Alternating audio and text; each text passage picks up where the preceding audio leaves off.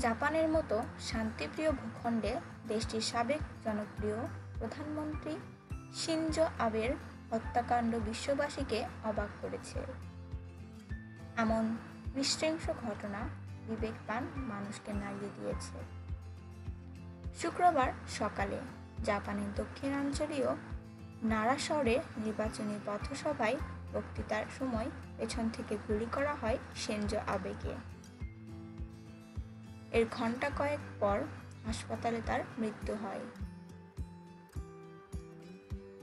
বিবিসির প্রতিবেদনে বলা হয়েছে, শিনজো আবে যে স্থানে বক্তৃতা করছিলেন সেটি রাজধানী টোকিও থেকে 480 কিলোমিটার দূরে। তিনি নারার পুনর্নির্বাচনে জাপান পার্লামেন্টের উচ্চকক্ষের বর্তমান সদস্য কেই সাতের পক্ষে বক্তব্য দিচ্ছিলেন। বক্তৃতা দেওয়ার সময় পেছন থেকে কাপুরুষিত হামলার পর পড়ে যান শিনজো আবে। হঠাৎ দুটি গুলির আওয়াজে পুরো এলাকা কেঁপে ওঠে। একটি গুলি আবের ঘাড়ে লাগে। সঙ্গে সঙ্গে আবে মাটিতে লুটিয়ে পড়েন। শুরু হয় রক্তক্ষরণ। তাকে সঙ্গে সঙ্গে উদ্ধার করে কাছেই হাসপাতালে নেওয়া হয়।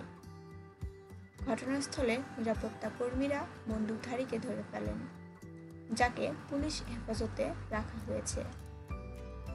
সেখানে মাটিতে পড়ে থাকা একটি বন্দুক উদ্ধার করেছে তারা। বন্দুকটি হাতে তৈরি বলে মনে করা হলেও পুলিশ এখন নিশ্চিত করে কিছু জানায়নি। জাপানের সংবাদ মাধ্যম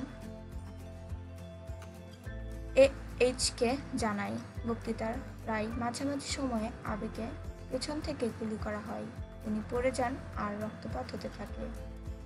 সেখানে থেকে দ্রুত তাকে হাসপাতালে নেওয়া হয়েছিল। নারা হাসপাতালের চিকিৎসকরা জানান, সাবেক প্রধানমন্ত্রীর ঘাড়ের ডান দিকে গুলি লেগেছিল আর তার আঘাত হৃৎপিণ্ড পর্যন্ত গভীর ছিল। তবে শরীরে আর কোনো বুলেট পাওয়া যায়নি।